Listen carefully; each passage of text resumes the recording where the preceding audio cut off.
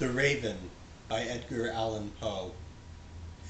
Once upon a midnight dreary, while I pondered weak and weary over many a quaint and curious volume of forgotten lore, while I nodded, nearly napping, suddenly there came a tapping, as of someone gently rapping at my chamber door. "'Tis some visitor," I muttered, tapping at my chamber door, "only this, and nothing more." Ah, distinctly, I remember it was in the bleak December, and each separate dying ember wrought its ghost upon the floor. Eagerly I wished the morrow. Vainly had I sought to borrow from my book surcease of sorrow, sorrow for the lost Lenore, for the rare and radiant maiden whom the angels name Lenore, nameless here forevermore. And the silken, sad, uncertain rustling of each purple curtain thrilled me, filled me with fantastic terrors never felt before, so that now, to still the beating of my heart, I stood repeating, "'Tis some visitor entreating entrance at my chamber door, some late visitor entreating entrance at my chamber door. This it is, and nothing more." Presently my soul grew stronger, hesitating then no longer. "Sir," said I, "or madam, truly your forgiveness I implore, but the fact is I was napping, and so gently you came rapping, and so faintly you came tapping at my chamber door, that I scarce was sure I heard you. Here I opened wide the door. Darkness there, and nothing more."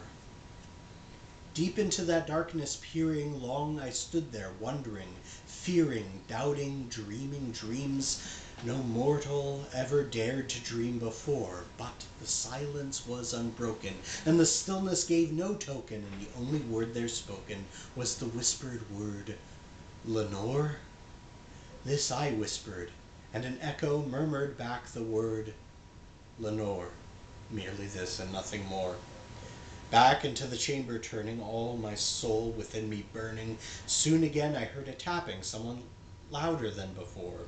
"Surely," said I, "surely that is something at my window lattice. Let me see, then, what thereat is, and this mystery explore. Let my heart be still a moment, and this mystery explore. 'Tis the wind, and nothing more." Open here I flung the shutter, when with many a flirt and flutter in there stepped a stately raven of the saintly days of yore.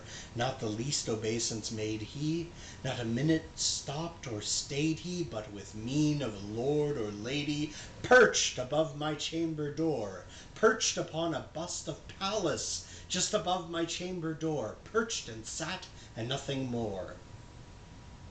Then this ebony bird, beguiling my sad fancy into smiling by the grave and stern decorum of the countenance it wore, "Though thy crest be shorn and shaven, thou," I said, "art sure no craven, ghastly grim and ancient raven, wandering from the nightly shore. Tell me what thy lordly name is on the night's Plutonian shore." Quoth the raven, "Nevermore." Much I marvelled this ungainly fowl to hear discourse so plainly, though its answer little meaning, little relevancy bore. For we cannot help agreeing that no living human being ever yet was blessed with seeing above his chamber door, bird or beast, upon the sculpted bust above his chamber door, was such a name as Nevermore. But the raven, sitting lonely on the placid bust, spoke only that one word, as if his soul in that one word he did outpour. Nothing farther than he uttered, not a feather than he fluttered, till I scarcely more than muttered, "Other friends have flown before. On the morrow he will leave me, as my hopes have flown before." Then the bird said, "Nevermore," startled at the stillness broken by a reply so aptly spoken.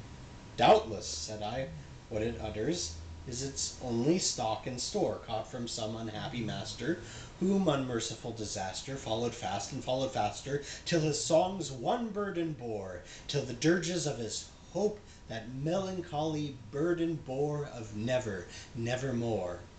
But the raven still beguiling all my sad fancy into smiling, straight I wheeled a cushioned seat in front of bird and bust and door, and then Upon the velvet sinking, I betook myself to linking fancy unto fancy, thinking what this ominous bird of yore, what this grim, ungainly, ghastly, gaunt, and ominous bird of yore meant in croaking nevermore.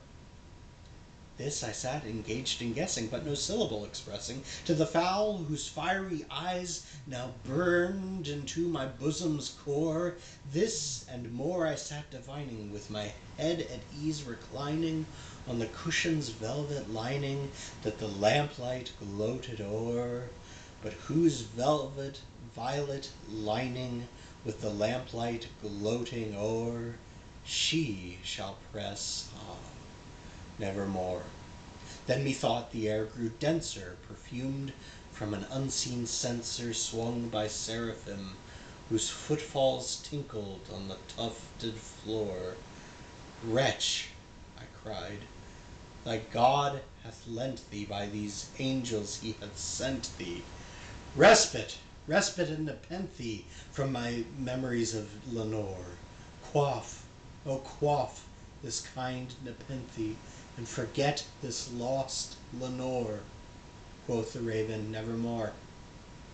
Prophet, said I, thing of evil, prophet still, if bird or devil, whether tempter sent, or whether tempest tossed thee here ashore, desolate, yet all undaunted, on this desert land enchanted, on this home by horror haunted, tell me truly, I implore, is there balm in Gilead? Tell me, I implore. Quoth the raven, nevermore. Prophet, said I, thing of evil, prophet still, if bird or devil, by that heaven that bends above us, by that God we both adore, tell this soul with sorrow laden, if within the distant Aidenn it shall clasp a sainted maiden, whom the angels name Lenore, clasp a rare and radiant maiden, whom the angels name Lenore. Quoth the raven, nevermore. Be that word our sign of parting, bird or fiend, I shrieked upstarting, get thee back into the tempest, and the night's Plutonian shore, leave no black plume as a token of that lie thy soul hath spoken. Leave my loneliness unbroken, quit the bust above my door, take thy beak from out my heart, and take thy form from off my door. Quoth the raven, nevermore. And the raven, never flitting, still is sitting on the pallid bust of Pallas, just above my chamber door, and his eyes have all the seeming of a demon's that is dreaming, and the lamplight o'er him streaming throws his shadow on the floor, and my soul from out that shadow that lies floating on the floor shall be lifted nevermore.